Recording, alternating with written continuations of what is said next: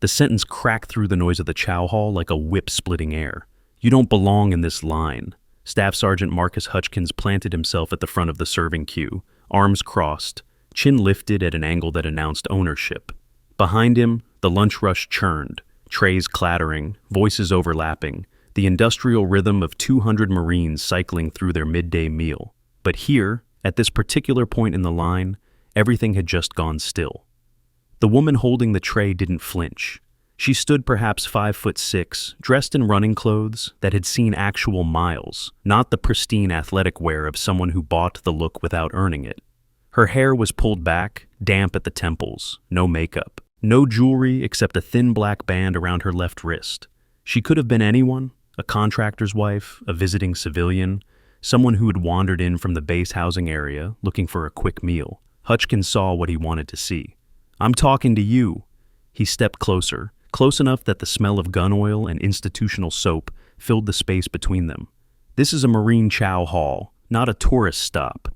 Two lance corporals behind him exchanged grins. This was theater, and they knew their roles. Laugh when the sergeant makes a joke, nod when he makes a point, stay on the right side of the man who controlled their weekend liberty. The woman's eyes moved to Hutchkins's face, assessed, catalogued, then returned to some middle distance, as if she'd already calculated every variable and found him wanting. She said nothing. "You deaf?" Hutchkins's voice climbed half a register, loud enough now that heads were turning at nearby tables. "I asked you a question." The tray remained perfectly level in her hands. Not a tremor, not a compensating grip. Just the steady hold of someone who'd carried heavier things under worse conditions. "The sign says, 'All hands welcome,'" she said. Her voice was quiet but carried, the kind of voice that didn't need volume to fill a room. "Serving hours run until 1300. It's 1242. Hutchkins's jaw tightened. He hadn't expected pushback. In his experience, civilians folded. They apologized, they retreated, they made themselves small in the presence of men who wore the uniform. That was the natural order. That was how it was supposed to work. This woman hadn't gotten the memo. "Policy," he laughed, turning to include his audience. "She's quoting policy at me, in my chow hall." The lance corporals chuckled on cue, but something in their laughter had shifted. Less amusement, more nervous energy. "You know what policy doesn't cover? Common sense. And common sense says you don't belong here."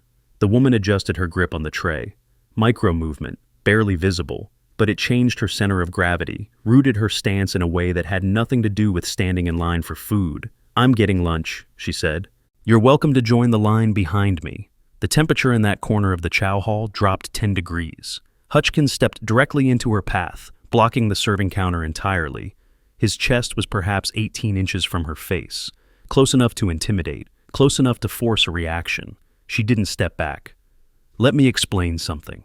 His voice dropped, theatrical menace coating every word. "I don't care whose spouse you are. I don't care what contractor badge you think gives you access. This facility exists to feed warriors. Real warriors. Not..." He gestured at her running clothes, with undisguised contempt. "Whatever this is." The accusation landed in the silence. At a table near the windows, a young Marine named Westbrook paused with his fork halfway to his mouth. Something about the woman's posture had snagged his attention. The way she held herself, the angle of her shoulders, the absolute stillness of her hands. He'd seen that stance before, recently. But where? "You're making assumptions." The woman's tone hadn't changed, hadn't risen to match his aggression, hadn't dropped into pleading, just that same measured delivery, like she was reading coordinates off a map. "That's a dangerous habit in any organization." Hutchkins's face flushed. He wasn't used to being lectured, especially not by civilians, especially not by women who looked like they'd just finished a jog and decided to wander into his domain. "Assumptions?" He laughed again, but the sound had an edge now. "Let me tell you what I know, sweetheart. I know I've got 12 years in this corps. I know I've deployed 4 times while people like you were sipping lattes and complaining about traffic. I know that when I say someone doesn't belong somewhere, I'm usually right." The woman's expression didn't flicker. Not anger, not fear, not even the subtle satisfaction of someone who knew something he didn't. Just patience, the kind that outlasts everything. "You're entitled to your opinion," she said, "but you're not entitled to block this line. I'll block whatever I want." Hutchkins spread his arms, making himself larger. "This is my house, my rules. and my rule says you can take your tray, walk out that door, and find somewhere else to pretend you matter."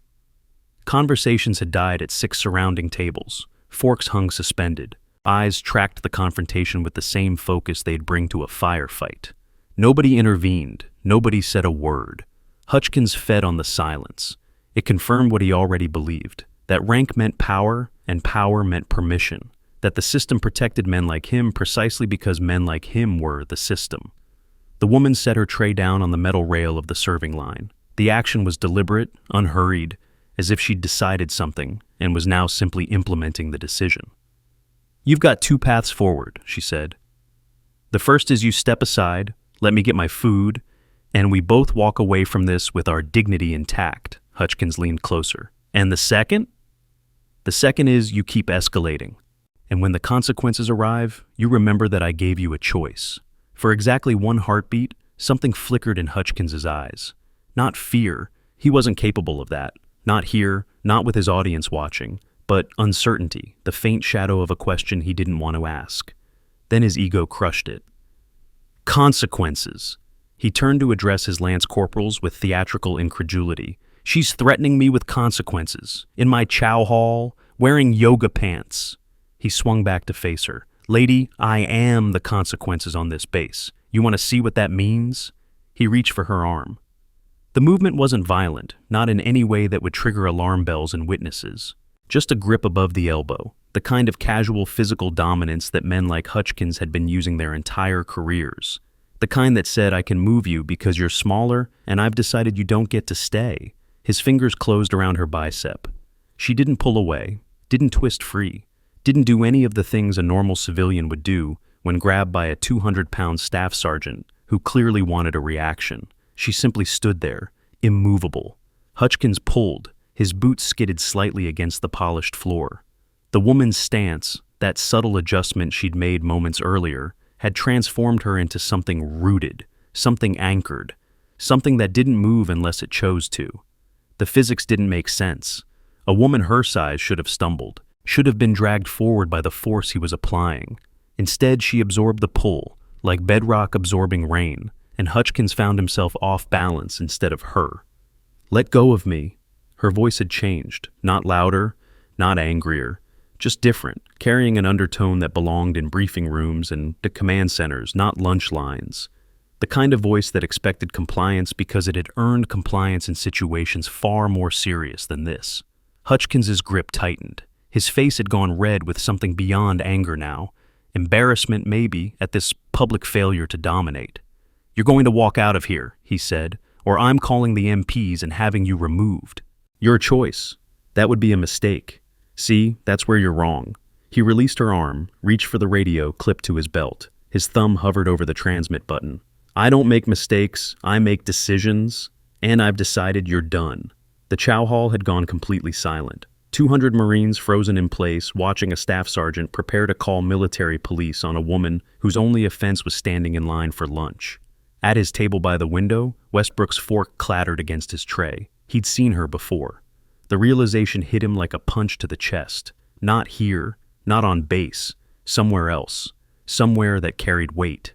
His mind raced through possibilities, sorting through briefings and formations and the endless parade of faces that move through military life. The chain of command brief. 3 weeks ago. A slide showing key leadership personnel.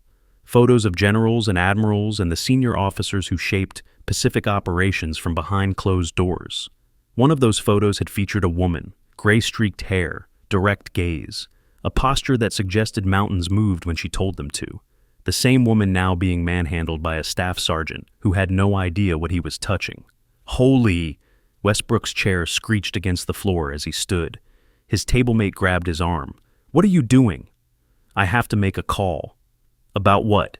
"It's just Hutchkins being Hutchkins." "Sit down before—" "You don't understand." Westbrook's voice had dropped to an urgent whisper. "I think that's General Reeves." The name landed like a grenade. His tablemate's face went pale. "That's not— She wouldn't be— That doesn't make any—" But Westbrook was already moving toward the exit, phone in hand, punching the number for staff duty with fingers that wouldn't stop shaking. In the serving line, the confrontation had reached its tipping point. Hutchkins's thumb pressed the radio button. This is Staff Sergeant Hutchkins in the main chow hall. I need MP support for an unauthorized... I wouldn't finish that transmission. The woman's voice cut through his words like a blade through paper. Something in her tone had shifted again, harder now, carrying edges that drew blood. Hutchkins paused, his thumb lifted slightly from the button. Excuse me? You're about to create a record. She met his eyes directly for the first time since the confrontation began. An official record of everything you've said and done in the last 5 minutes. Every witness in this room. Every word you've spoken. Every physical contact you've initiated. All of it documented. All of it preserved. The radio hung in his grip, suspended between action and hesitation. Is that what you want? She continued. Because I'm giving you one more chance to walk away, to pretend this never happened, to chalk it up to a misunderstanding and go back to your meal with whatever story you want to tell yourself. Hutchkins's jaw worked. The lance corporals behind him had stopped laughing entirely. They stood with the rigid discomfort of men who just realized they might have backed the wrong horse. You're threatening a staff sergeant. Hutchkins's voice had lost some of its swagger. In front of witnesses. I'm informing you of consequences. The woman's hands remained at her sides, loose, unthreatening. But the stillness that surrounded her had changed quality, become something intentional, something waiting. There's a difference. And you have about 10 seconds to decide which kind of man you want to be. Outside the chow hall, Westbrook pressed his phone to his ear, pulse hammering in his throat. Staff duty, this is PFC Westbrook. I need to report an incident. Main chow hall. One of our staff sergeants is... He swallowed hard. He's harassing someone, physically, in front of everyone. The voice on the other end was professionally calm. Can you identify the individuals involved? Staff Sergeant Hutchkins and the person he's harassing? Westbrook took a breath that felt like swallowing glass. I think it's General Reeves, the 2-star. I saw her picture in the chain of command brief. Silence stretched across the line. When the staff duty NCO spoke again, all traces of routine had vanished from his voice. Stay on the line. Do not intervene. Observe and report. Are you in a position to confirm visual? I can see through the window. She's still standing there. Hutchkins has his radio out like he's going to call MPs. Hold your position. The sound of rapid typing bled through the connection. I'm checking the general's schedule now. Westbrook watched through the glass as Hutchkins gestured with increasing agitation, as the woman remained motionless in the face of his performance. It was like watching someone try to argue with a statue. Confirmed, the staff duty NCO's voice had gone tight. General Reeves completed a PT route through the base perimeter this morning, logged her intention to eat lunch at the main facility at 12:30. The world tilted. What do I do? Westbrook asked. Nothing. Watch. The chain of command is being notified. But Westbrook, a pause heavy with implication. Do not lose sight of her. Inside the chow hall, Hutchkins had made his decision. You know what? Fine. He clipped the radio back to his belt with exaggerated force. I don't need the MPs. I'll handle this myself. He stepped directly into the woman's space, close enough that their bodies nearly touched, close enough to force a physical response or a retreat, close enough to prove one way or another that he was in control. Here's what's going to happen. His voice dropped to a register meant to intimidate. You're going to put down that tray. You're going to walk out those doors. And you're going to understand that when someone like me tells someone like you to leave, you leave. The woman didn't blink, didn't breathe differently, didn't give him the satisfaction of any reaction at all. Someone like me, she repeated quietly. Someone like you. The words hung between them, taking on weight. Tell me, what do you think you know about either of those categories? Hutchkins laughed. It was the sound of a man who had never been wrong about anything and couldn't imagine starting now. I know rank, he said. I know chain of command. I know that in this world, there are people who give orders and people who take them. And sweetheart, he leaned even closer, you're definitely not in the first category. The woman's posture shifted. It was subtle, a millimeter adjustment in the angle of her spine, a redistribution of weight that transformed her presence from passive to something else entirely. Something that made the air pressure in the room change. Don't speak, she said. 2 words, barely above a whisper, but they landed with the force of artillery. Hutchkins' mouth opened. No sound came out. It wasn't compliance, not consciously. It was something deeper, something that operated below the level of choice. The same instinct that makes animals freeze in the presence of apex predators. "You've spent the last 5 minutes demonstrating exactly who you are," she continued. The quiet in her voice had edges now, precise, surgical, in front of your subordinates, in front of your peers, in front of 200 people who will remember this moment for the rest of their careers. At the surrounding tables, Marines who'd been pretending to ignore the confrontation found themselves unable to look away. "You think leadership is volume." Her eyes hadn't left his. "You think authority is intimidation. You think rank means you can treat people, any people, as obstacles to be removed when they inconvenience you." Hutchkins's chest rose and fell.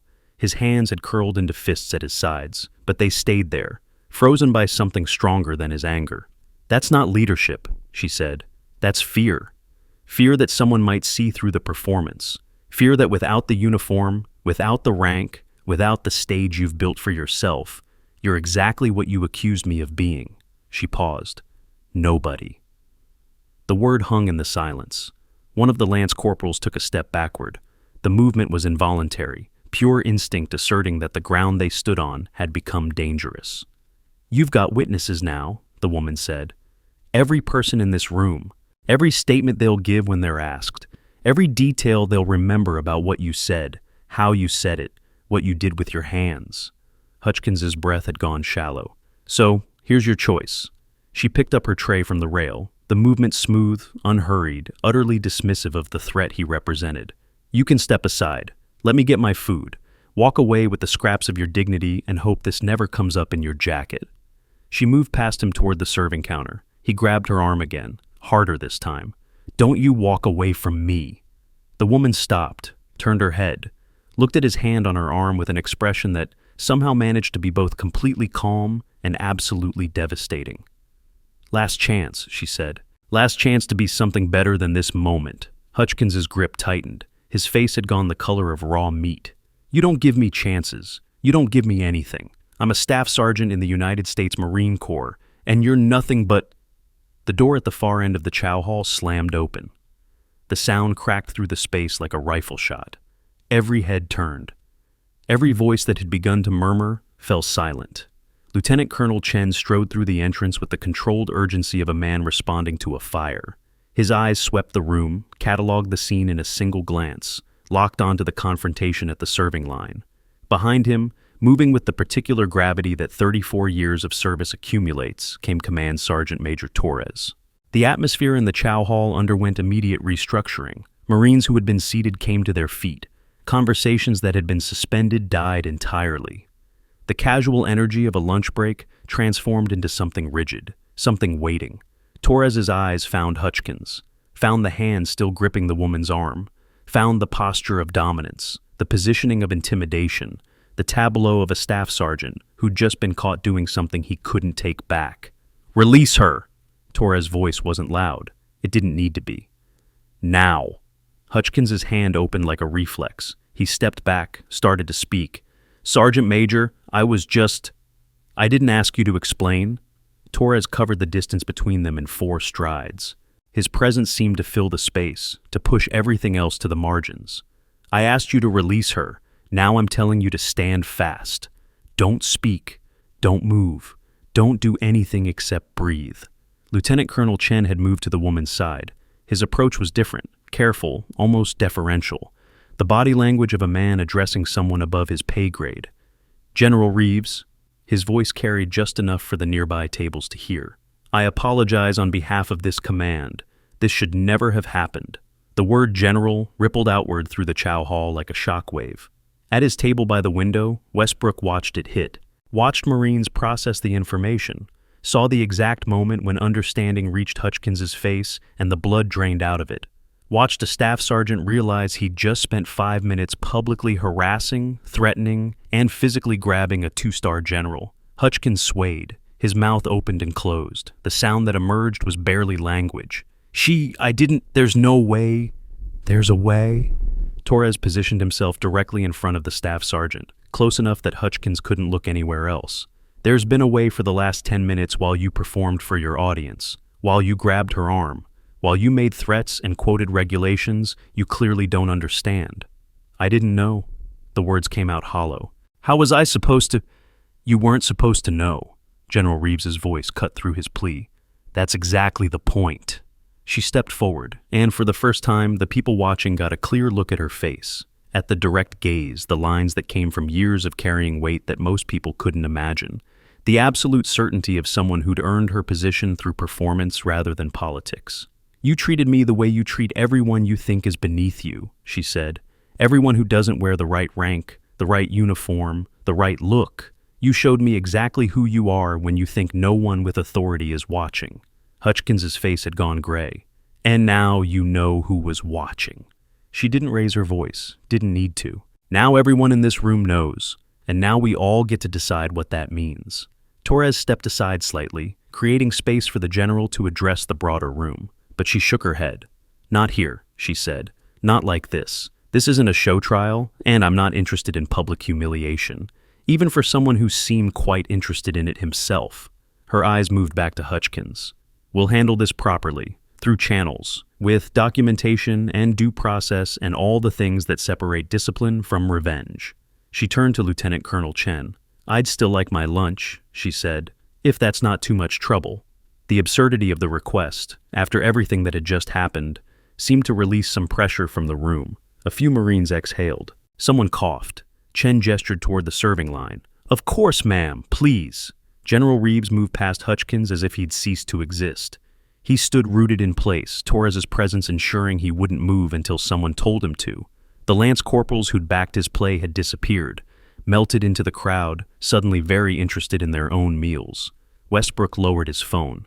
The staff duty NCO was still talking, confirming that base leadership had been notified, that an investigation would be initiated, that Westbrook should make himself available for a formal statement. But Westbrook wasn't really listening. He was watching General Reeves fill her tray with the same methodical efficiency she'd shown throughout the entire confrontation. Watching her move to an empty table, sit down, and begin to eat. Watching a woman who'd just been publicly assaulted handle it with less visible emotion than most people brought to a traffic jam. That, more than anything else, told him everything he needed to know about who she was and why the person who had underestimated her had just made the worst mistake of his career. Torres's voice cut through his thoughts. Everyone in this facility. The command sergeant major addressed the room at large, his tone carrying to every corner.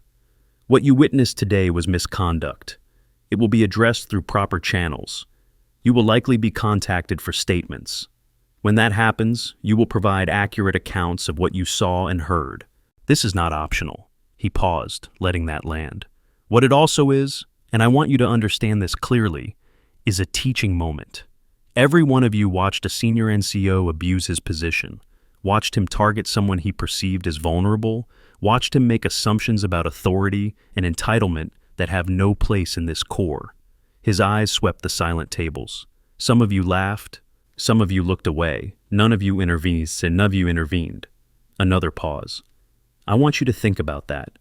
I want you to think about what kind of Marines you want to be and what kind of corps you want to serve in. Because today, this Chow Hall failed someone who deserved better. And the only way we prevent it from happening again is if every one of you decides, actively decides, to be the person who speaks up next time. The silence that followed was different from the silence during the confrontation. Heavier, more introspective. Marines who had been frozen by uncertainty now sat with something worse. The knowledge that their inaction had been witnessed, recorded, and found wanting by the leadership they claimed to respect. Torres turned back to Hutchkins. You, office, now, don't speak to anyone on the way. He moved toward the exit, not checking to see if the staff sergeant followed. There was no need. In that moment, with those eyes on him, Hutchkins had exactly as much choice as he'd tried to take from General Reeves. None at all. The Chow Hall doors swung shut behind them.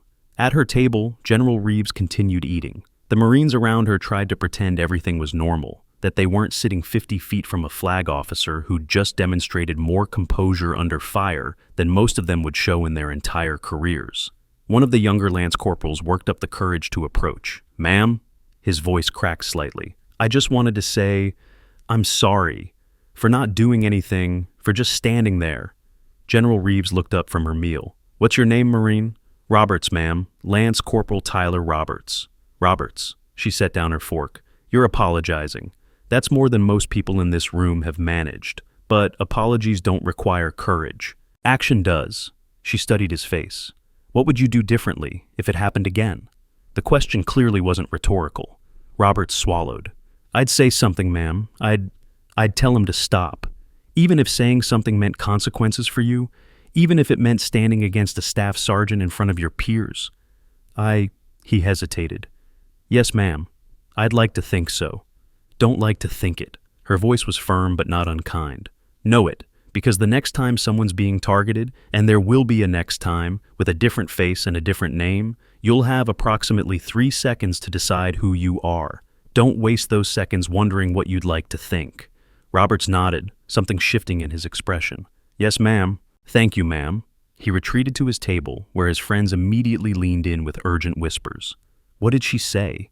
Is she going to destroy Hutchkins? What happens now? General Reeves returned to her lunch. Outside the chow hall windows, she could see Torres marching Hutchkins toward the administrative building, where the investigation would begin. She could see Westbrook still standing near the entrance, phone in hand, looking like he'd just witnessed a car accident in slow motion. She could see the ripples spreading outward from this single point, the conversations that would happen, the rumors that would grow, the lessons that would be learned or ignored depending on who was paying attention. But mostly, she thought about the question she'd asked Roberts. What would you do differently? It was the question that separated performers from leaders, the question that turned witnesses into participants, the question that every person in that chow hall would eventually have to answer, whether they wanted to or not. Some of them would learn from today, some of them wouldn't. But Hutchkins, standing in an office somewhere, watching his career unravel one thread at a time, would have plenty of opportunity to consider his own answer. She finished her meal, cleared her tray, and walked out into the afternoon sun. The investigation was just beginning. The administrative building sat at the eastern edge of the compound, a structure built for function rather than form. Concrete walls, narrow windows, the kind of architecture that absorbed sound and amplified consequence. Torres marched Hutchkins through the entrance without speaking, past duty desks and office doors and the curious eyes of personnel who could smell blood in the water. They reached a conference room on the second floor. Sit. Hutchkins sat. Torres remained standing, positioning himself near the window where the afternoon light carved his silhouette into something monolithic. He didn't look at Hutchkins, didn't offer water or explanation or any of the small courtesies that might soften what was coming.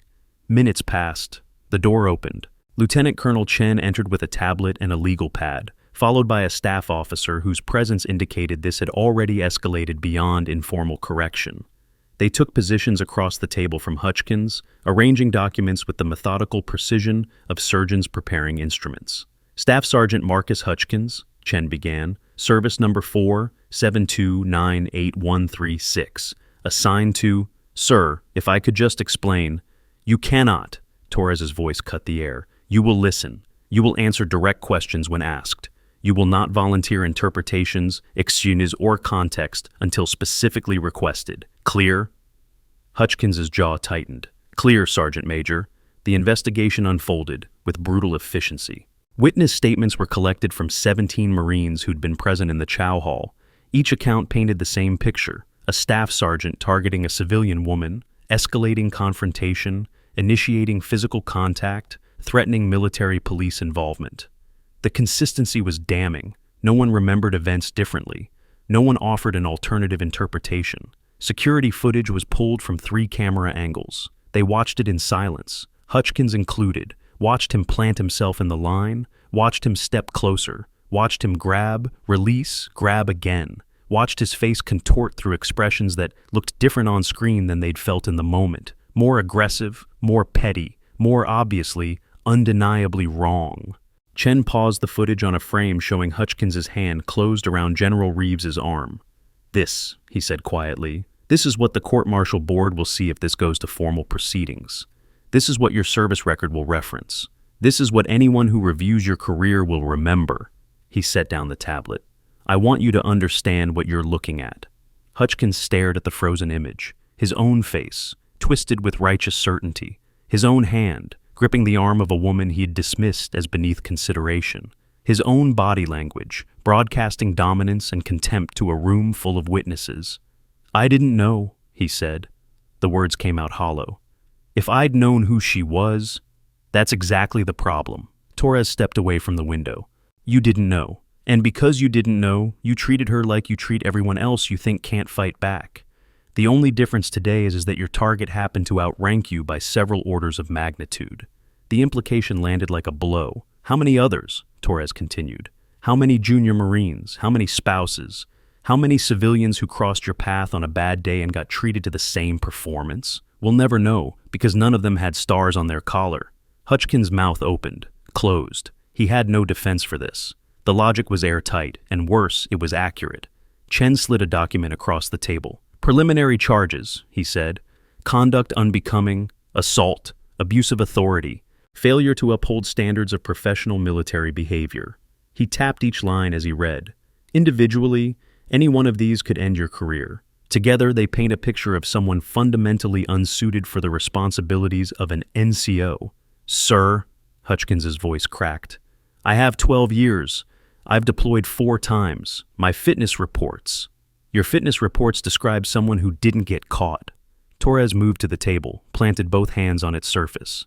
That's all they tell us, that for 12 years, you were smart enough or lucky enough to target people who couldn't report you effectively. Today, your luck ran out. The silence that followed stretched until it became physical, a weight pressing down on everyone in the room. Then the door opened. General Reeves entered without announcement. Her presence changed the room's geometry instantly, Torres and Chen straightening slightly, the staff officer rising from his chair before a gesture told him to sit. Hutchkins couldn't meet her eyes. Please continue, Reeves said. She took a position against the far wall, arms crossed, observing rather than commanding. I'm here as witness, not prosecution. Chen cleared his throat. Staff Sergeant Hutchkins was reviewing the preliminary charges. I gathered. Reeves's gaze settled on Hutchkins, not angry, not satisfied, just present, watching. Staff Sergeant, I have a question for you. One question. Answer it honestly. Hutchkins finally looked up. His face had aged 10 years since the Chow Hall. Ma'am, in that moment, before you knew who I was, what did you think gave you the right to touch me? The question hung in the air like smoke. Hutchkins opened his mouth, closed it, started again. His voice failed. He swallowed, tried once more. I thought rank gave me the right. I thought being a staff sergeant meant I could decide who belonged and who didn't. I thought... He stopped, shook his head. I didn't think. That's the honest answer. I didn't think about whether I had the right. I just assumed I did. Reeves nodded slowly. That assumption, she said, is why we're here. Not the specific act. Not even the specific target. The assumption that position equals permission. That authority means you can impose your will on anyone you perceive as lesser. She pushed off from the wall. That assumption gets people killed. Not always literally, though sometimes literally. It destroys morale. It drives good Marines out of the service. It creates environments where predators thrive because everyone's too afraid to challenge the hierarchy. She walked to the table, placed her hands flat on its surface in unconscious mirror of Torres's earlier posture. I didn't come here to destroy you, Staff Sergeant. I came here to make sure you understand what you almost became, what you still could become if you learn nothing from today. Her eyes held his. The question is whether you're capable of learning. The disciplinary proceedings convened 48 hours later. Hutchkins stood at attention before a panel that included officers from 3 different commands, base leadership, JAG representation, and a senior NCO whose sole function was to ensure the process remained fair regardless of how damning the evidence proved to be. The charges were read in full. Conduct unbecoming a non-commissioned officer. Assault, as defined under Article 128 of the Uniform Code of Military Justice. Abuse of authority. Failure to maintain professional standards. Each charge carried its own weight, its own potential consequences. Together, they formed a comprehensive indictment of not just a single incident, but a pattern of behavior that the military could no longer ignore. Hutchkins listened to it all without flinching. When asked if he understood the charges, he replied in the affirmative. When asked if he wished to contest any element of the proceedings, he shook his head. No, sir. The evidence is accurate. The characterization is fair. I did what I'm accused of doing, and I don't have any excuse that would change that. The panel exchanged glances. Defendants who admitted guilt without resistance were rare. Defendants who admitted it without apparent resentment were rarer still. The process typically involved negotiation, rationalization, attempts to minimize or redirect blame. Hutchkins was offering none of these. "Staff Sergeant," the presiding officer said, "you understand that admitting to these charges will result in significant consequences for your career?" "I understand, sir. And you're not making this admission under duress or with any expectation of leniency?" "No, sir," Hutchkins swallowed. "I'm making it because it's true. Because I did what I did, and the reasons don't matter as much as the actions. I harassed a general officer. I harassed her because I thought she was nobody, and I thought being nobody meant she didn't deserve basic courtesy." He paused. "That's not who the Corps trained me to be. It's who I let myself become." The hearing room was silent. General Reeves sat in the observer section, her expression unreadable.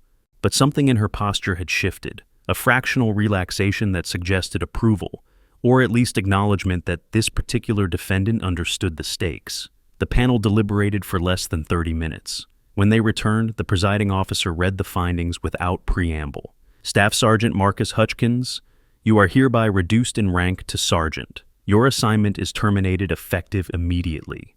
You will be transferred to base support services, specifically the food service operation at the main facility where the incident occurred." Murmurs rippled through the room. The panel chair held up a hand. "This assignment is not intended as humiliation. It is intended as instruction. You will serve in the capacity of a food service support specialist, subject to additional leadership training and mandatory mentorship under Command Sergeant Major Torres. The duration of this assignment will be determined by your demonstrated progress in addressing the behavioral deficiencies that led to this incident." He looked directly at Hutchkins. "You are being given an opportunity that many in your position would not receive. The severity of your conduct warranted separation from the service. General Reeves herself recommended this alternative path, not because you deserve leniency, but because she believes you might be capable of becoming something better than what you've shown us so far." Hutchkins stood motionless. "The choice," the panel chair concluded, "is entirely yours. Embrace this opportunity and use it for genuine growth, or waste it and face the full consequences of your original misconduct." Dismissed. The scullery occupied a corner of the chow hall's back-of-house operation, a cramped space of steam and industrial detergent, where dishes arrived in endless waves, and anonymity was both punishment and gift. Hutchkins reported for his first shift at 04:30. The supervisor, a civilian contractor named Mrs. Delgado, who'd been running this operation for 19 years, looked him up and down with the expression of someone who'd seen every type of fallen soldier pass through her domain. "Staff Sergeant," she said, then caught herself. "Sergeant now, right?" "Yes, ma'am." "You know how to work a commercial dishwasher?" "I can learn." "That's the right answer." She handed him a rubber apron and a pair of gloves that had seen better decades. "First rule, every tray that comes through here belongs to someone who needs it clean. Doesn't matter who they are, what they did, whether they smiled at you or spit on your shoes. You treat every piece of equipment like it matters, because it does." She gestured toward the mountain of dirty dishes already accumulating from the early breakfast crew. "Second rule, you're not special here. Not anymore. Everyone who works this station started somewhere else and ended up here for reasons that don't concern me. What concerns me is whether you can do the job. Can you?" Hutchkins looked at the dishes, at the steam rising from the industrial washers, at the endless conveyor belt of other people's leftovers that would define his days for the foreseeable future. "Yes, ma'am, I can do the job." "Then stop talking and start working." The first week was hell. Not because the work was physically demanding, though it was, but because of what it represented. Every tray that passed through his hands belonged to someone he might have harassed a week ago. Every meal he helped process was served in the same facility where he'd tried to deny a general officer her lunch. The irony wasn't lost on him. Neither was the lesson. Marines he had once considered subordinates now moved through the serving line while he worked behind the scenes. Invisible, irrelevant. The lance corporals who had laughed at his jokes avoided eye contact when they saw him. The staff sergeants he'd considered peers pretended he didn't exist. He was nobody now. Exactly what he'd accused General Reeves of being. Torres appeared on day 3.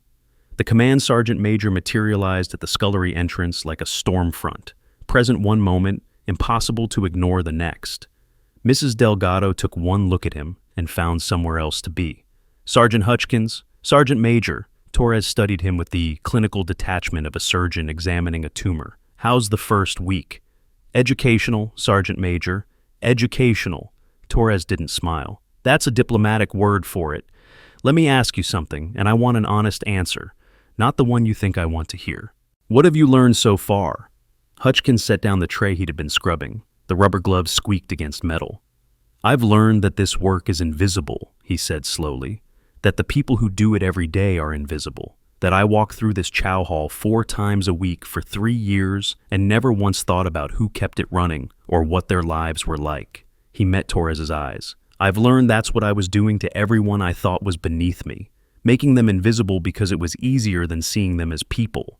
Torres was quiet for a long moment. That's a start, he said finally. Not the finish line, not even close, but a start.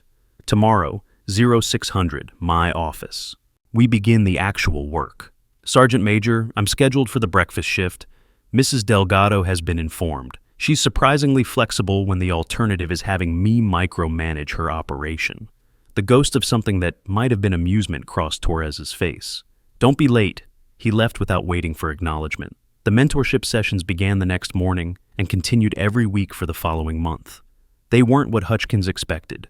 He'd anticipated lectures, moral instruction, perhaps some version of the leadership principles he'd supposedly learned years ago, repeated with more emphasis and disappointment.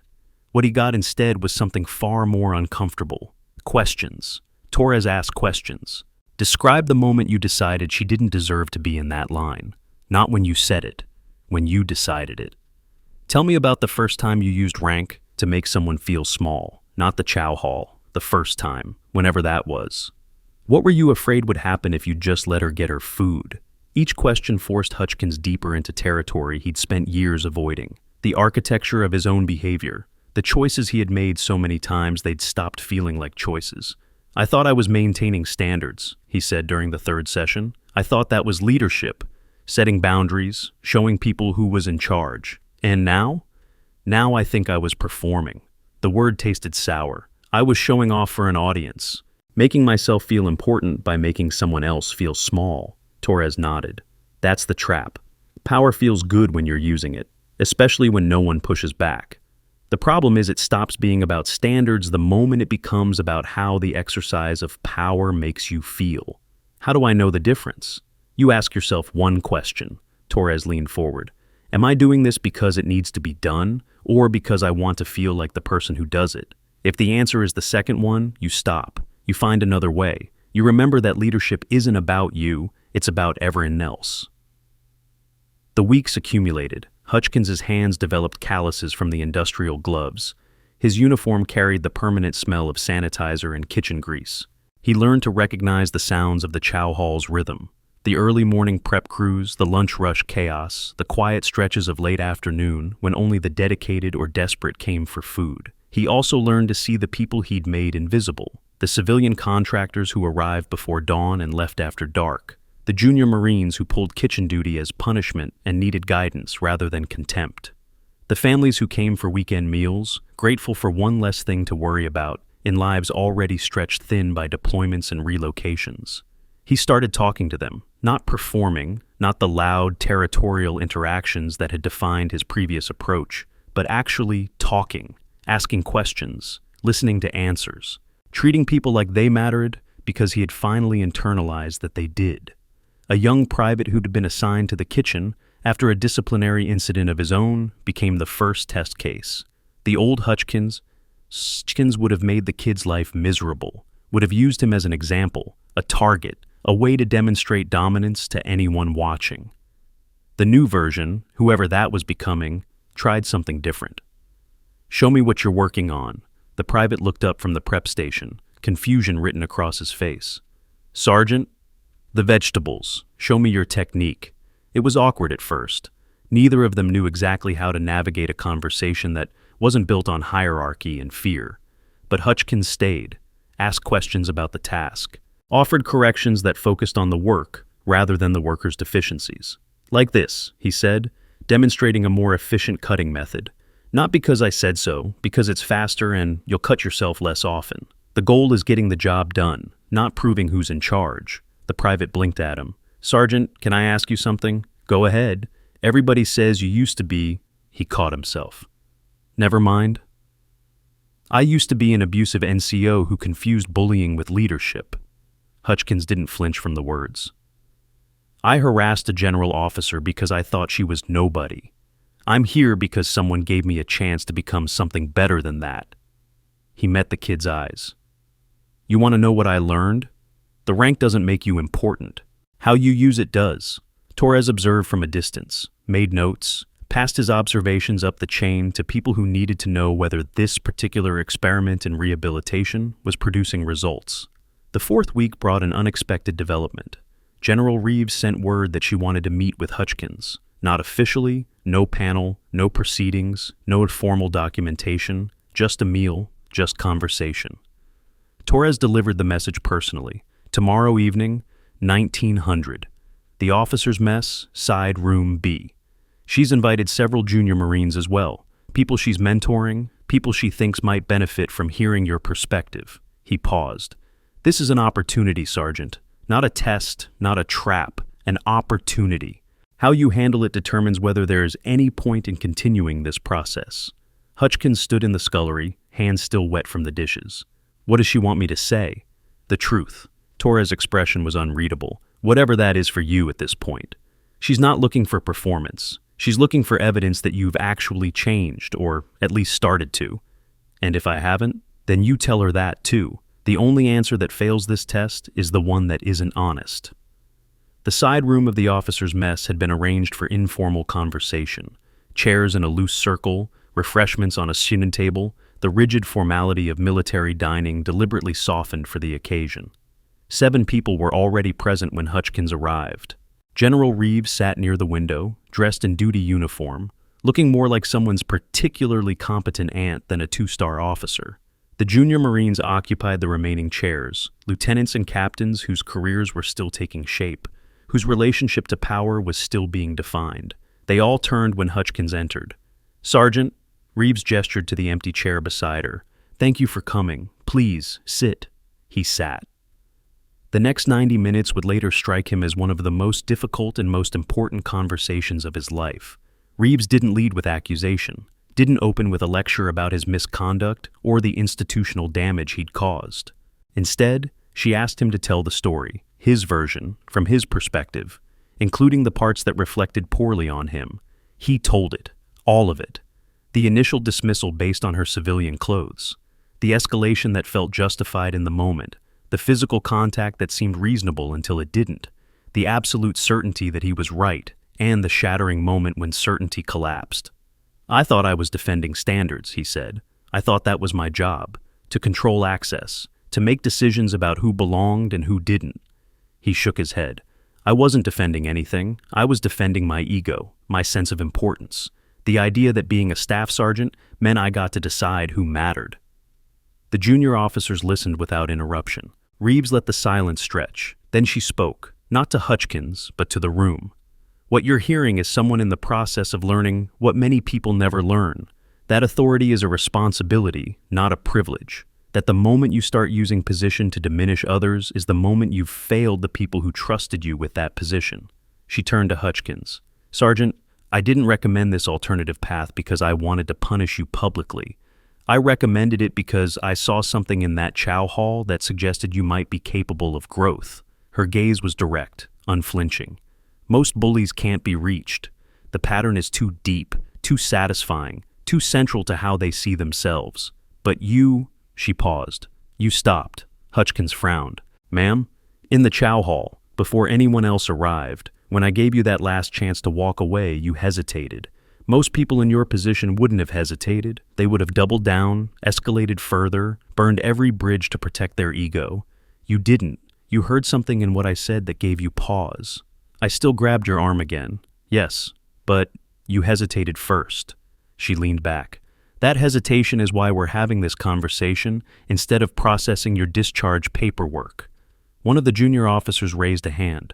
Ma'am, if I may, what would you have done if he hadn't hesitated? If he'd followed through on calling the MPs? Reeves considered the question. I would have let Let him make the call. Let the MPs arrive. Let the entire situation play out until the system itself corrected the imbalance. A faint smile crossed her face.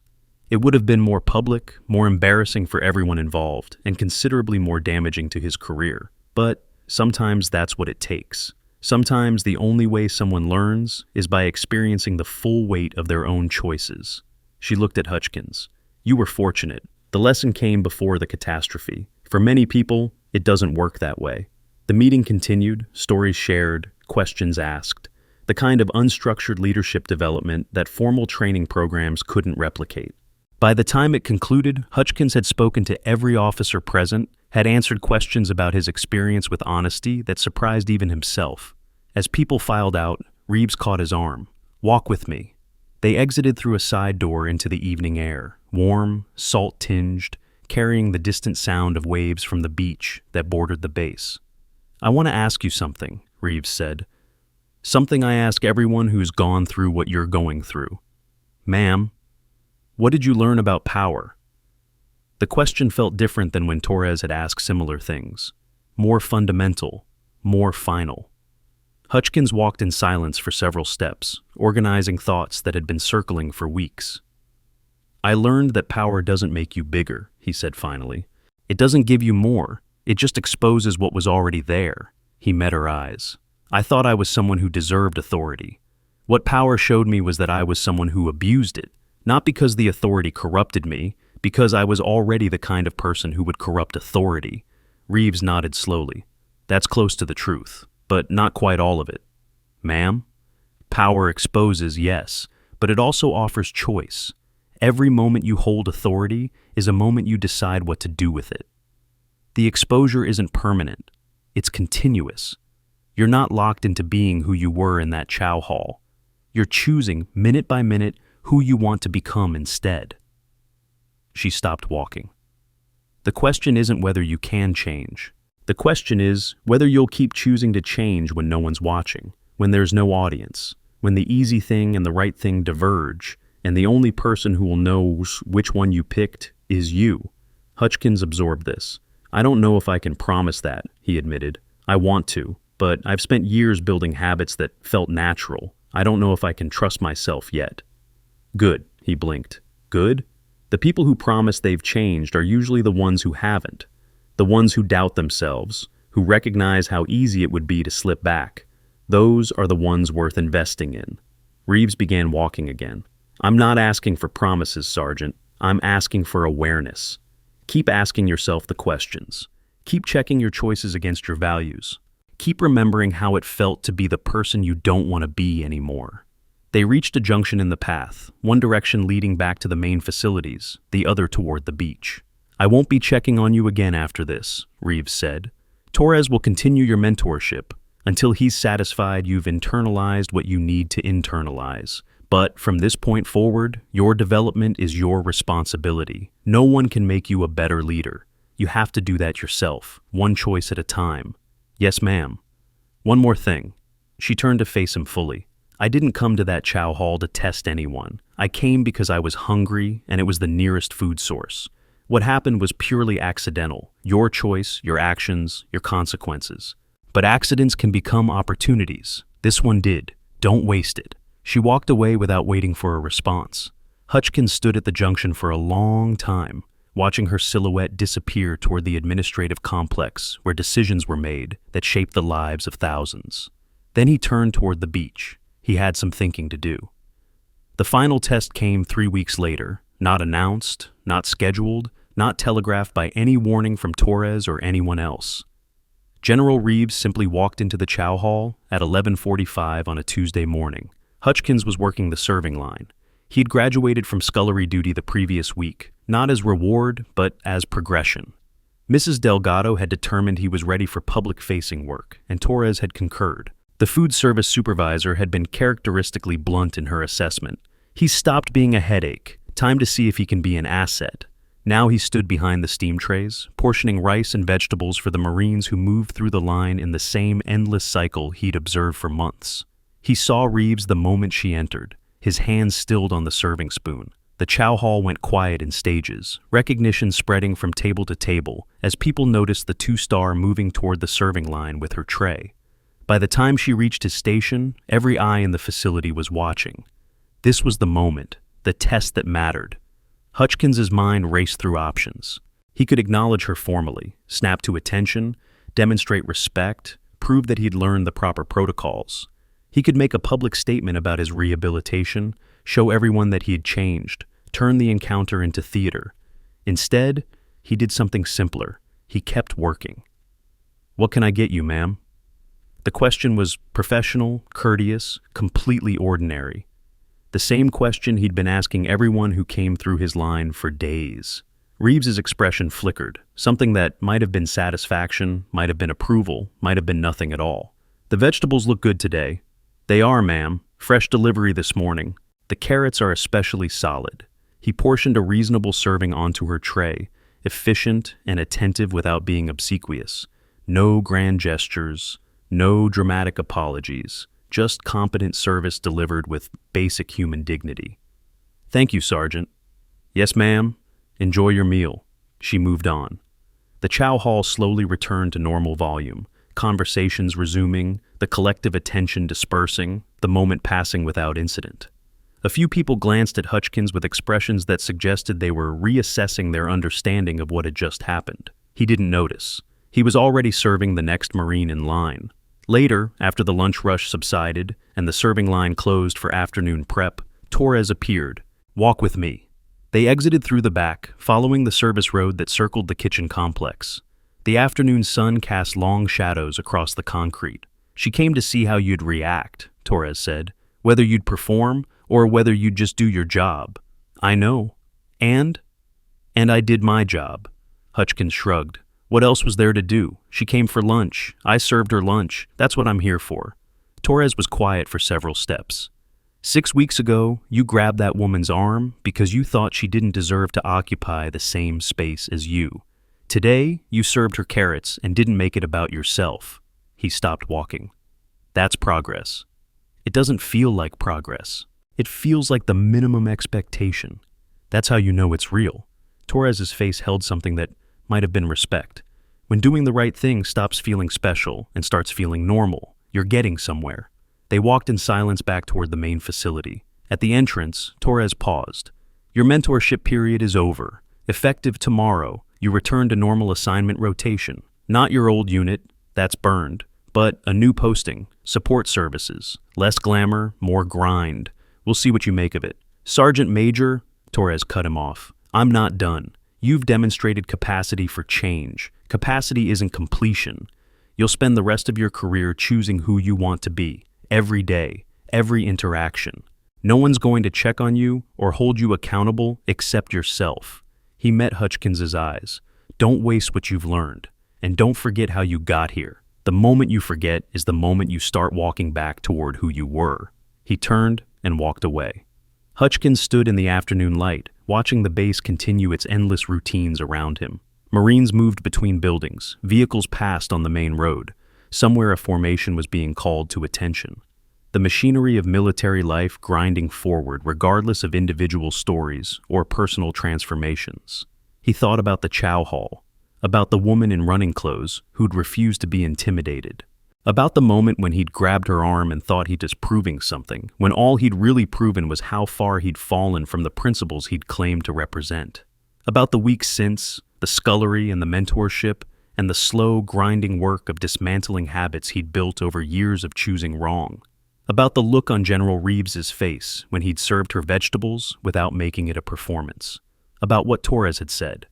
Capacity isn't completion. He understood, finally, what that meant. The story didn't end with redemption.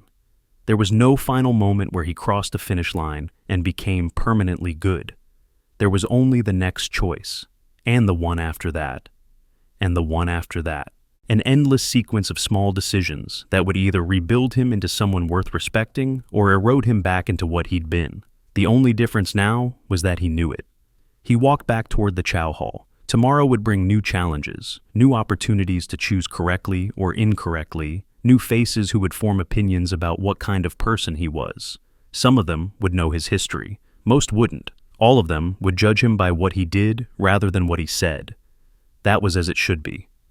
General Reeves was still in the dining area when he passed through, seated alone, finishing her meal, reviewing something on a tablet with the focused attention of someone who carried responsibility for outcomes most people couldn't imagine. She looked up as he walked by. Their eyes met for just a moment. She nodded once. He nodded back. No words, no grand reconciliation, just acknowledgement, one person to another, across a distance that had once seemed insurmountable and now felt merely human. Hutchkins continued to the back, where the evening prep crew was starting their shift and Mrs. Delgado was already barking orders about inventory and sanitation standards. He grabbed an apron, got to work. The chow hall filled and emptied, the endless cycle of people needing sustenance and systems providing it. Steam rose from the serving lines. Trays clattered through the wash stations. The sounds and smells of institutional food service blended into a rhythm that had become as familiar as breathing. By 1800, the dinner rush had subsided. Hutchkins helped secure the serving area, then stepped outside for a moment's quiet. The sun was setting over the base, painting the sky in colors that didn't care about rank or authority, or the complicated machinery of human pride. He watched it descend, thinking about warriors and what that word actually meant. Not the version he had believed for 12 years, the loud, territorial, demanding version that confused dominance with strength, something different. Something that looked more like patience, like service, like the willingness to be small when smallness served something larger than yourself. General Reeves had demonstrated it in that chow hall, standing her ground without escalating, speaking truth without cruelty, offering chances she had no obligation to offer. Torres had embodied it through weeks of mentorship, asking questions instead of lecturing, creating space for growth instead of demanding immediate transformation. Even Mrs. Delgado, with her 19 years of invisible service, had shown what it looked like to do important work without needing recognition for it. They were all warriors, just not the kind he'd been trained to recognize. Hutchkins thought about the Marines he had served tomorrow and the day after, and all the days that would follow until his time in uniform ended. He thought about the choices he had faced, moments of friction, opportunities for abuse, temptations to use position as a weapon instead of a tool. He thought about the question General Reeves had asked him. What did you learn about power? Power exposes what's already there, but it also offers choice. Every minute, every interaction, every opportunity to be better than the moment before. He took a breath, let it out, went back inside to finish his shift. The chow hall hummed around him, ordinary, essential, full of people who deserved dignity, regardless of their rank or role or the assumptions others might make about them. Hutchkins served them all, one tray at a time, one choice at a time. The warrior he'd always thought he was had been an illusion, a costume he had worn to hide from his own inadequacy. The warrior he was becoming would be something smaller, quieter, and ultimately more real. He was learning, day by day, choice by choice. That would have to be enough. Outside, the sun finished its descent. Stars emerged over the Pacific. The base settled into its nighttime routines, security patrols and maintenance crews and all the invisible labor that kept the machinery running. Somewhere, in quarters appropriate to her rank, General Reeves was probably reviewing reports, making decisions, carrying the weight of command that had nothing to do with intimidation and everything to do with service. Somewhere else, Torres was likely doing the same, preparing the next day's challenges, thinking about the next NCO who would need intervention, wondering whether any of it made a difference. And here, in the back of a chow hall that smelled like sanitizer and reheated vegetables, a former bully was learning what it meant to be useful without needing to be important. The story didn't end with triumph. It ended with Tuesday and Wednesday coming after, and all the ordinary days that would determine whether the transformation was real or just another performance. But for the first time in longer than he could remember, Marcus Hutchkins was looking forward to finding out. The true warrior serves, not because anyone's watching, but because service is the point. In every chow hall, on every base, there are people doing essential work without recognition. There are also people who mistake authority for permission. The difference isn't rank, it's choice. And every one of us makes that choice, every single day. True leadership isn't about volume, it's about service. What would you have done if you were in Westbrook's shoes? Let us know in the comments below. Don't forget to like and subscribe for more stories of justice served. See you in the next video.